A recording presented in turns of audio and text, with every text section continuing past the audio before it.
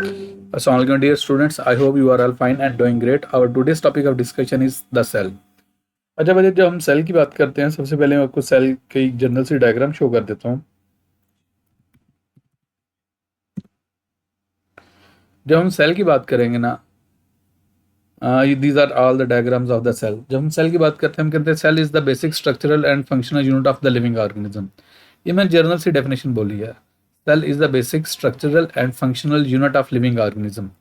इसका मतलब पता क्या है कि इस पूरा एर्थ पे जितने भी लिविंग जानदार हैं, जितने भी, वो आया कि एनिमल है, आया कि प्लांट है, आया कि फंगस है, आया कि एल्गी है, आया कि बैक्टीरिया है, कोई भी लिविंग ऑर्गेनिज्म है, छोटे से लेके बड़े से बड़े तक जितना भी कोई भी लिविंग ऑर्गेनिज्म है, that will be made up of cell. यहाँ पे थोड़ा सा क्या हो सकता है, जनरल सा एक इंफॉर्मेशन दी गई है सेल से रिलेटेड, उसको डिस्कस करते हैं। हाईलाइट कर रहा हूँ उस रीजन को, देखिएगा। Have you ever wondered which any building block made up all living things? कहता कभी आपने सोचा है कि दुनिया में जितने भी लिविंग ऑर्गेनिज्म वो किन छोटे बिल्डिंग ब्लॉक से मिलकर बने हुए हैं? अगर मैं उनकी बात करूं, मैं कहता हूँ cells are the microscopic structures that form the foundation of cell. वो क्या हो कहते हैं, फाउंडेशन ऑफ सेल बनाते हैं। जो सेल्स हैं वो माइक्रोस्कोपिक स्ट्रक्चर्स हैं जो लाइफ की बुनियाद बने आते हैं। इससे मुराद पता क्या है, जितने भी लिविंग ऑर्गेनिज्म वो सेल से मिलकर बने होंगे। Cells are the units that carry out all functions necessary for the life. अब इधर देखें, हम बात कर रहे हैं कि जितने भी living organism they are made up of cell. अब ह्यूमन की बात कर लें, हम कहते हैं ह्यूमन कंप्लीट सेल से मिलकर बना है। इसका मतलब ह्यूमन के बॉडी के अंदर होने वाले जितने भी फंक्शंस हैं उनको कौन परफॉर्म कर रहे होंगे? सेल परफॉर्म कर रहे होंगे। तो यही बात यहाँ पे की गई है। In this chapter we will explore the fascinating word of cell. एक बात याद रखिएगा, अगर आपने बायो को समझना ना, first of all you need to understand the cell. आपको पहले सेल को समझना पड़ेगा, सेल के स्ट्रक्चर को समझना पड़ेगा, सेल के फंक्शन को समझना पड़ेगा कि सेल के स्ट्रक्चर कौन कौन से हैं और वो स्ट्रक्चर्स कौन कौन से फंक्शंस परफॉर्म कर रहे हैं। Okay, uncovering their intricate structures and vital roles in the living world. Cell living world में क्या कर रहे हैं? एनीवेज, अब वो देख एग्जाम्पल दे रहा है, cell is like a city. कहते हैं सेल एक सिटी की तरह है। A cell is like a busy city। जिस तरह एक मसरूफ शहर होता है उस तरह सेल है। For example, in a cell there are structures that produce energy like power plants of the city. देखें, जिस तरह एक किसी भी शहर को चलाने के लिए उसके पावर प्लांट्स होते हैं जो उसको इलेक्ट्रिसिटी वगैरह प्रोवाइड कर रहे होते हैं, जस्ट लाइक दैट सेल के अंदर भी स्पेसिफिक स्ट्रक्चर्स होते हैं जो एनर्जी प्रोवाइड करते हैं। Some structure process and transport material. बाद ऐसे स्ट्रक्चर्स होते हैं जो स्ट्रक्चर्स को बनाते हैं और ट्रांसपोर्ट करते हैं। तो सेल के अंदर भी ऐसे स्ट्रक्चर हैं। एंड सम स्ट्रक्चर्स रिमूव और ब्रेक वेस्ट। सेल के अंदर भी ऐसे स्ट्रक्चर्स हैं जो क्या उसे कहते हैं वेस्ट मटेरियल है उसको रिमूव भी करते हैं और ब्रेक भी करते हैं। Finally, just like a city has a government. जिस तरह देखें, एक सेल है ना, एक सिटी है, एक शहर है, उसको चलाने के लिए, उसको कंट्रोल करने के लिए कोई ना कोई गवर्नमेंट गवर्निंग बॉडी होगी। जस्ट लाइक दैट सेल को भी कंट्रोल करने के लिए इसका गवर्निंग स्ट्रक्चर होता है, that is called as the nucleus. मैं आपको शो कर देता हूँ।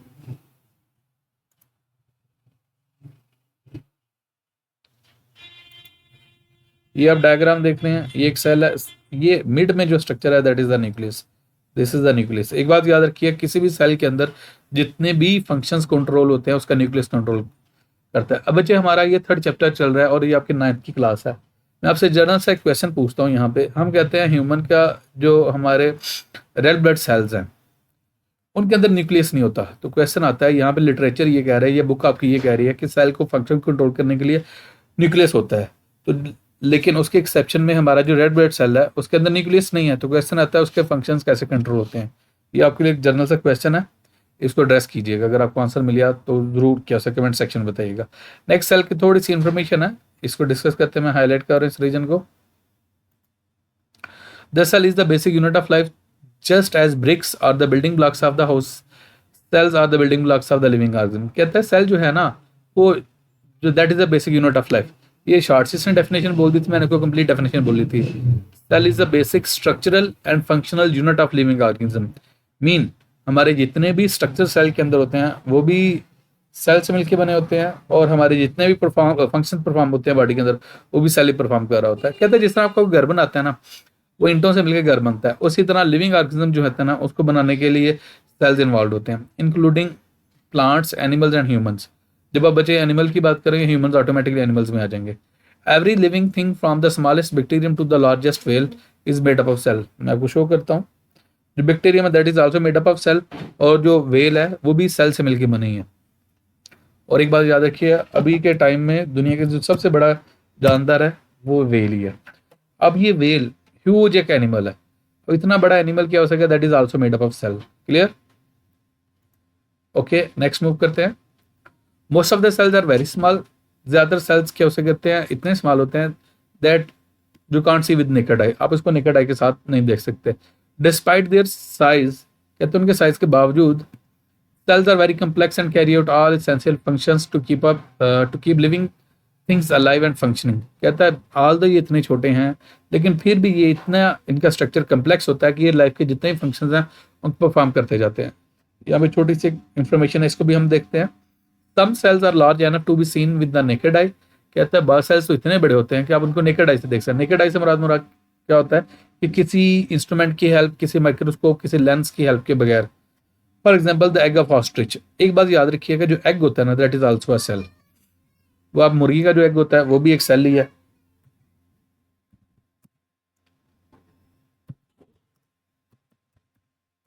जब ये ऑस्ट्रिच एग की बात करता है, ये journal, this is ostrich egg, it is also a cell.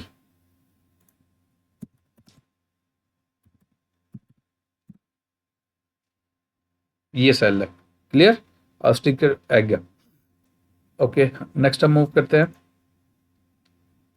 और unicellular green alga Acetabularia and unicellular giant amoeba, ये भी सेल्स ही हैं। इनको आप नेकेड आई से देख सकते हो। मैं आपको क्या से कहते हैं दिखा देता हूँ। जाइंट अमीबा,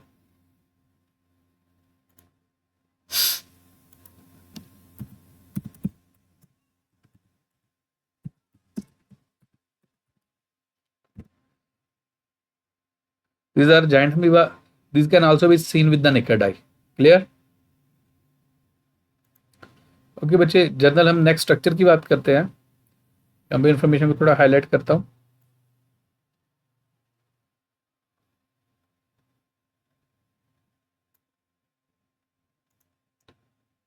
ये बेसिकली स्ट्रक्चर नहीं बताया गया यहाँ पे ना, उसकी हिस्ट्री को हाईलाइट किया गया है। हिस्ट्री बताई गई है सेल की। The basic structure of cell was discovered by English scientist Robert Hooke. Robert Hooke था जिसने फर्स्ट टाइम क्या कहते हैं सेल को डिस्कवर किया था। इन 1665 यूजिंग अ सिंपल माइक्रोस्कोप, उसने सिंपल सी माइक्रोस्कोप यूज की थी। Hook examined a thin slice of cork.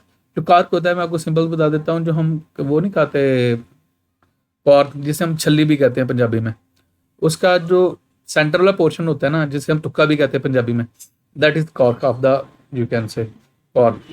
मैं आपको शो कर देता हूँ।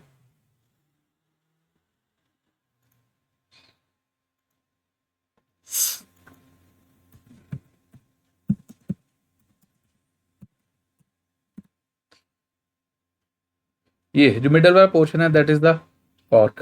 क्लियर? ये सब आपने देखे हुए हैं, जर्नल सबको पता है इसका।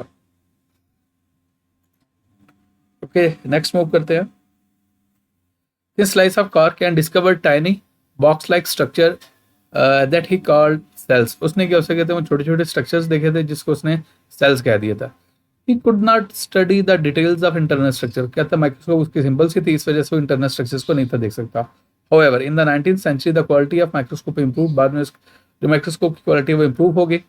In 1831, while studying plant cells under microscope, Scotland का रहने वाला scientist Robert brown observe the nucleus. बाद में न्यूक्लियस को ऑब्जर्व किया था रॉबर्ट ब्राउन ने।